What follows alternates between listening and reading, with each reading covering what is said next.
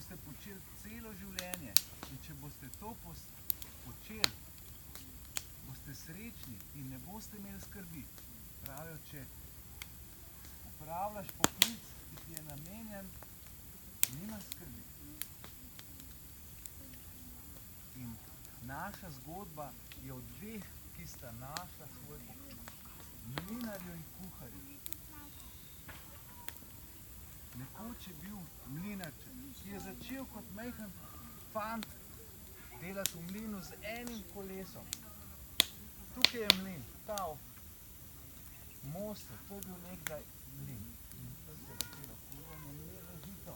In žito je mlinar prodal, zaslužil denar. In mlinar je bil toliko priden, da je čez eno leto postavil še eno kolo v svoj mlin in zaslužil še več. In čez eno leto je zaslužil še več in je kupil še eno hišo malo višje v potoku in napravil še en mlin. In čez nekaj let je imel že nekaj mlinov, 4 mline v celi dolini in je zaposlil pomagače, da so oni delali za njega. In nazadnje je najel še kuharja in je bil izjemno srečen človek in je kar izobesil na svoj mlin napis: jaz nimam nobene skrbi. Vse mi gre čudovito, pomagače imam, mlini, denar je kar deževal v njegovo hišo. In nekoč se pripelje kralj te dežele mimo mlina in vidi napis: jaz živim brez vsakršne skrbi. In si on zamisli, vsak človek ima na svetu kakšno skrb. Mu bom jaz že pokazal, mu bom dal skrbi. In ko pride v svoj grad, naroči ministru, da naj mu odnese razglas in minister odide do mlina in mu izroči ukaz, da če v enem mesecu ne pride na dvor in odgovori na 4 vprašanja, ki so zapisana v tem razglasu, bo izgubil glavo. In kaj so bila ta vprašanja? Kralj mu je ukazal, da mu mora odgovoriti, koliko je zvezd na nebu. To je bilo prvo vprašanje. Drugo vprašanje je bilo, koliko je od zemlje do nebes. Tretje vprašanje je bilo še bolj komplicirano, koliko je vreden kralj. In najtežje vprašanje je bilo četrto, o čem kralj razmišlja. A bi vi znali na ta vprašanje odgovoriti? In kralj je bil zadovoljen, mu je poslal izjemno težke naloge. Naš mlinar je od tistega dne, ko je prijel to pismo, izgubil je apetit, glava se mu je napolnila s skrbmi, ni mogel spati in dnevi niso bili več dnevi, ampak to je bila mora.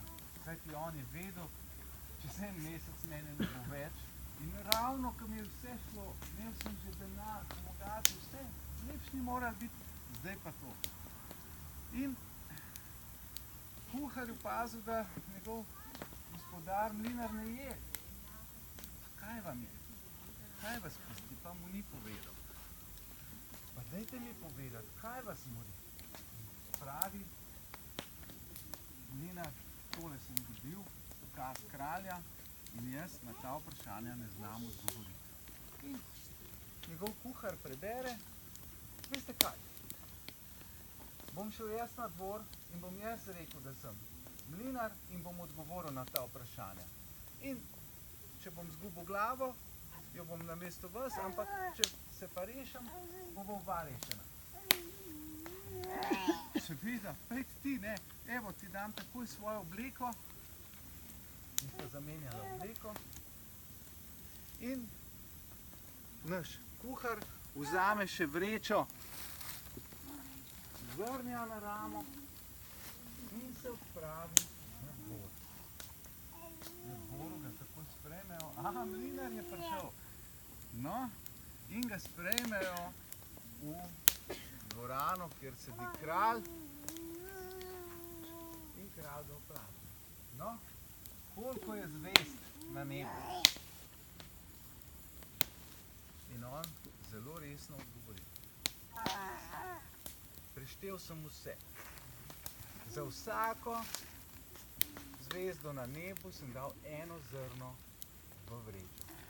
In evo, to so vse zvezde, ki so na nebu. A boste pogledali, otroci, kako to izgleda? Koliko je zvezd na nebu? Kdo bo prišel pogledat?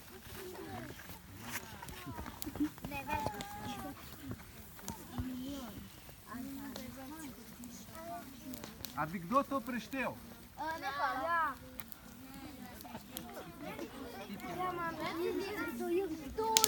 No, nihče tudi na tem dvoru ni dvomil v ta odgovor.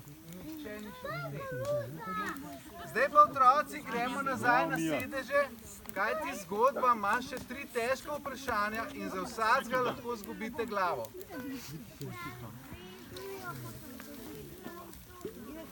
Kralci, mislim, moder odgovor.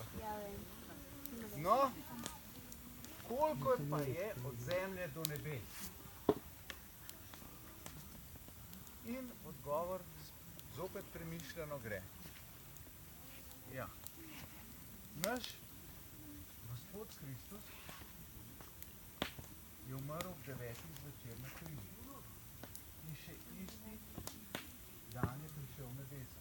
Se pravi, ni do nebes več kot 3 ure. Se pravi, v 3 urah je prišel v nebesa. Zopet se vsi muzajo in ja, to je res. In kralj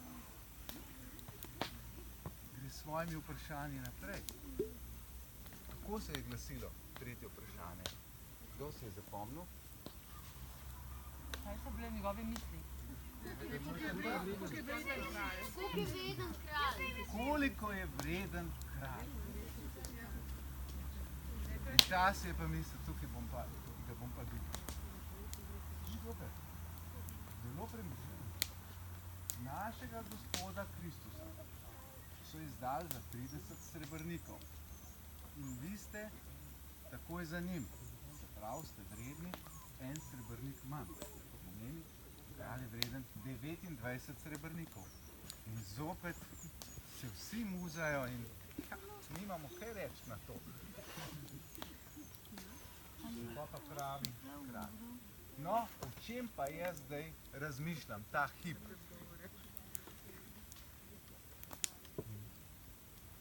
Se prikloni in pove, Gospod kralj, vaše veličanstvo, razmišljate, da sem jaz mlinar, vendar to ni res.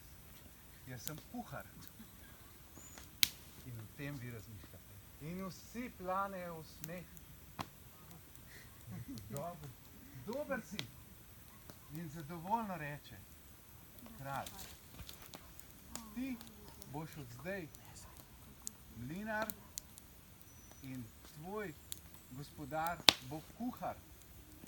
In čestitam ti za vse odgovore. Odrezal si se. In ko se vrne naš kuhar v svojo domačo vas, svojemu mlinarju, sta oba presrečna, oba živa in popravita napis na njunem mlinu. Midva pa brez vsake.